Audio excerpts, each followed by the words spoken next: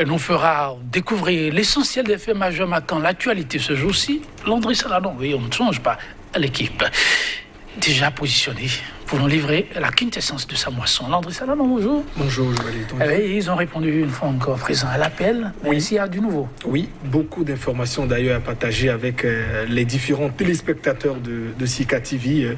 Vous le saviez, est-ce que les Béninois ont perdu le goût de la réclamation ou bien de l'indignation? C'est en tout cas la nostalgie que semblent avoir ce matin certains quotidiens qui nous rappellent des mouvements de mercredi rouge en vogue il y a quelques années dans notre pays, Joël Tondjin. Pendant ce temps, on ne cesse donc d'enregistrer de nouveaux cas de contamination liés donc au Covid-19. Où sont les responsabilités? En tout cas, certains canaux aujourd'hui aussi tentent donc évidemment d'apporter des réponses à ces interrogations. Et puis le troisième sujet abordé aussi par les journaux, ce vendredi, toujours la présidentielle en ligne de mire, notamment la mouvance présidentielle. Est-ce que véritablement les deux partis qui soutiennent les actions du chef de l'État iront donc aux élections, chacun avec un candidat? Et aussi également ce matin, la question se pose, Joël Tondjin. On va donc découvrir les écrits dans ce sens. On démarre avec un quotidien. Nous démarrons avec la Dépêche qui nous parle des mercredis rouges aux fausses promesses de vie en rose. Le peuple a été enfariné, voilà ce que nous dit donc le journal, qui n'oublie pas de nous proposer les images de quelques anciens acteurs des mouvements de mercredi rouge, syndicalistes, aujourd'hui président de juridiction, président également de commission à l'Assemblée nationale, et également membre de la société civile, beaucoup d'acteurs dont la Dépêche nous propose donc les images ce jour en sa une. Et puis création d'une agence nationale de gestion des communes, la gouvernance locale sous le joug du gouvernement. L'Éco-Info, on s'intéresse à la politique, notamment avec ce projet de fusion des partis UP et BR.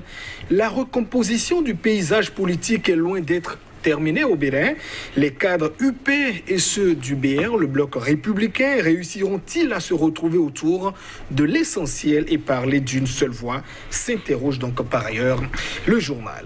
Et pendant ce temps, Dynamise Info lance cet appel à certains qu'il qualifie d'ailleurs de griots, appel à un second mandat pour Patrice Talon. Et si ces opportunistes mettaient leur énergie au profit de la lutte contre le coronavirus, s'interroge donc le journal Dynamisme Info. Et le quotidien qui parle aussi de cette cartographie de l'infection au coronavirus, le littoral en tête suivi de l'Atlantique et de l'Ouémé. Le nouvel observateur avec la folie Covid-19, le Bénin en alerte maximale, voilà ce que nous dit donc le journal.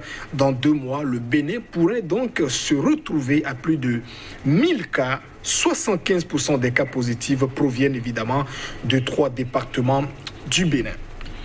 Et le clairon donc d'apporter cette information, propagation de la Covid-19 au Bénin. La situation devient inquiétante. C'est dit donc le journal, ou alarme ce matin le journal, avec ces chiffres, 597 cas confirmés, 348 sont donc sous traitement, 238 guéris et puis 11 cas de décès enregistrés au Bénin. Et le quotidien, le matinal, qui semble nous apporter de précision, qui est sur la ville, qui est plus sur le banc des accusés, propagation du Covid-19, Cotonou, la ville au rouge, plus de la moitié des contaminés y vivent donc au niveau de la grande métropole du Bénin. Et l'événement précis qui reste toujours, disons, dans cette actualité, notamment de la pandémie, qui semble apporter des réponses aux solutions à trouver. Pandémie de coronavirus, le contrôle des lieux de culte s'annonce. Le Bénin a atteint donc 11 décès avec 597 cas déjà confirmés. Et on change de sujet avec l'Audace Info qui s'intéresse au lancement des travaux de construction d'infrastructures immobilières à l'EPP Gogounoua. La Fondation Adjavon fait œuvre utile.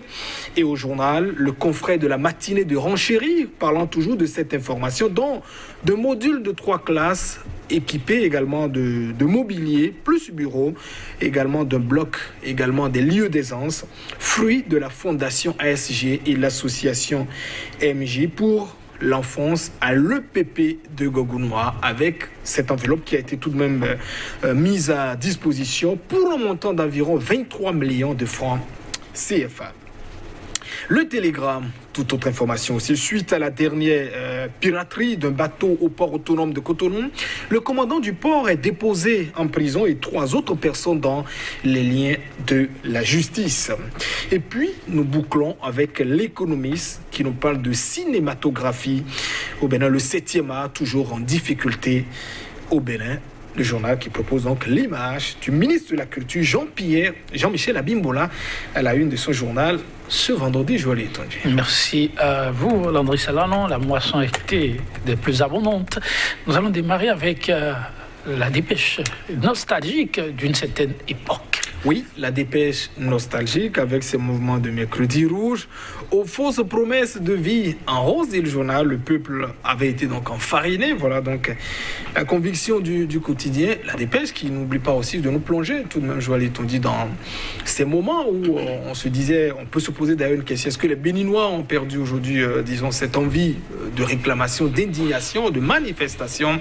On se souvient de ces mouvements, notamment de mercredi rouge, avec des syndicalistes, très virils d'ailleurs, vous voyez à travers leurs différentes sorties médiatiques, à travers également d'autres personnes de la société civile qui étaient donc associées à tous ces mouvements pour réclamer, j'allais dire revendiquer tel ou tel droit. Aujourd'hui, sans doute, beaucoup arrivent donc à tirer des conclusions. À quel but, sans doute, tous ces mouvements étaient destinés?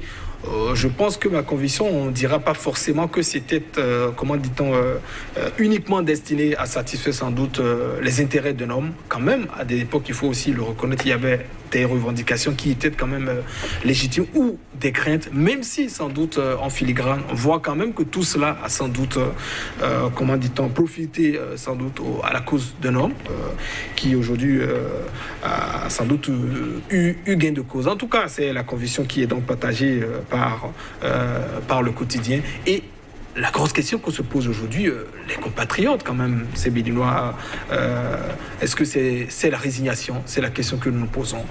Ont-ils totalement déposé les armes?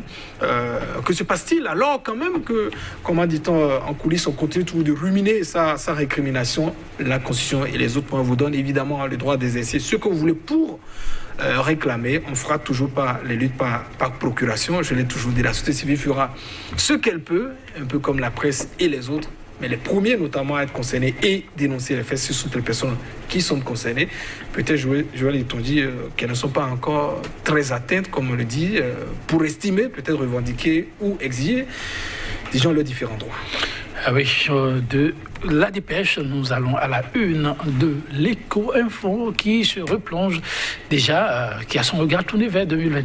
Oui, 2021, où actuellement 2 partis soutiennent les actions du chef de l'État, l'Union progressiste et le Bloc républicain. On se pose donc une question, iront-ils aux élections chacun, comment dit-on, avec un seul candidat? La première remarque qu'on pourra faire, ou une mini-conclusion, c'est d'abord de dire ce que l'on observe depuis, notamment dans le système partisan qui est donc mis en place, et notamment les mesures mises en place pour exclure différentes candidatures. Est-ce qu'on fait tout ça là pour ne pas être candidat ou bien donner la chance aux autres de venir? La réponse que je suis tenté d'apporter, c'est de dire, quand on met tout ça là en place, c'est quand même d'assurer soi-même sa réélection. N'oubliez pas, le chef de l'État Patrice Talon avait également prédit, quand vous maintenez tous les grands électeurs, vous avez beau avoir un mauvais bilan, vous avez donc cette assurance de vous faire élire. C'est quand même, comment dit-on,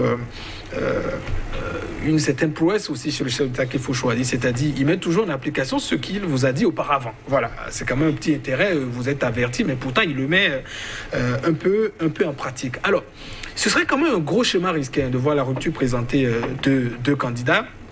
Parce que quelque part, en tout cas, si Patrice Talon lui-même était candidat pour sa propre réélection, il sait qu'il est contesté par une large majorité, disons, des Béninois. D'ailleurs, les chiffres de participation l'illustrent évidemment pour les législatives, également pour les communales. Est-ce qu'on se fait soi-même harakiri en présentant un autre candidat de la mouvance présidentielle contre soi-même, qu'on sait sans doute qui peut vous arracher la victoire ou bien être élu? Je ne vois pas évidemment, en tout cas pour... si on veut s'attirer sans doute toutes les chances pour se faire réélire, je ne le vois pas forcément dans ce schéma. Et beaucoup de plus en plus se disent, on pourrait avoir, disons, une candidature unique au niveau de la mouvance présidentielle. Sans doute Patrice Talon comme vice-président à Biotchané, parce que c'est également l'autre énigme au niveau, disons, de cette mouvance présidentielle. On se dit, ABT peut-être candidat titulaire comme un autre vice-président. Il pourrait bel et bien ravir la vedette à Patrice Talon. Je crois qu'il le sait lui-même sans doute, ou d'autres aussi, comment dit-on, de la mouvance le savent. Et peut-être aussi la question qu'on pourra se poser au-delà de cette candidature unique au niveau de BR, le journal pas d'ailleurs de la fusion, quel autre candidat peut-on avoir? Parce que la question aussi qu'on se pose, c'est de savoir, est-ce qu'ils iront, je veux parler, disons, de tous ces partis où la mouvance ira-t-elle seule aux élections avec un seul candidat? En tout cas, ce n'est pas démocratique de voir un seul candidat aller, même si on connaît un peu l'argument qu'on utilise. Ils n'ont pas pu respecter les lois de la République, ils n'ont pas pu se conformer, ils n'ont pas eu le parrainage, les élections étaient tellement claires. Qu'est-ce que vous voulez qu'on soit? On connaît toute cette parade, sans doute ce seront des arguments qu'on servira. Je voudrais une fois encore rappeler que la nature des élections n'est pas la même. La présidentielle, c'est quand même un chemin très délicat qu'il faut passer. Il faut toujours œuvrer pour qu'on ait un pluralisme et laisser les gens davantage s'exprimer. Je conclurai en rappelant simplement cette phrase de Joël Aïvo qui dit « Il ne faut pas boucher très longtemps les canaux d'aération dans le pays ». Il ne faut pas boucher très longtemps les canaux d'aération dans le pays. Landry Salanon, on n'a plus beaucoup de temps. On va donc s'en arrêter là et on se retrouvera lundi, n'est-ce pas? Merci, avec le même plaisir. Merci à vous, chers téléspectateurs. Rendez-vous est pris pour lundi.